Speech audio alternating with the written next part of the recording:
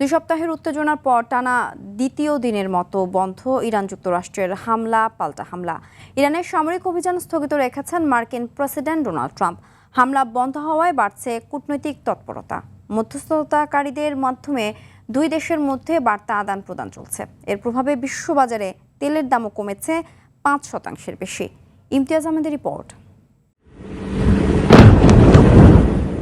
2 সপ্তাহের সংঘাতের পর টানা দ্বিতীয় দিনের মতো ইরানের উপর নতুন করে কোনো হামলা চালায়নি যুক্তরাষ্ট্র।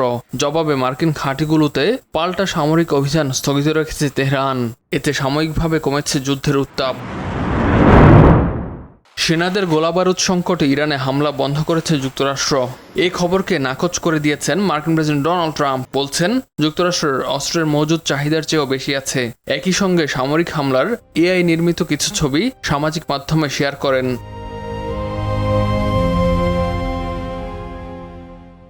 মার্কিন আইন প্রণেতা থমাস মাসি দাবি করেছেন, ইরানের সঙ্গে যুদ্ধ যুক্তরাষ্ট্রকে দুর্বল করেছে এবং এর সবচেয়ে বড় সুবিধাভোগী ইসরায়েল।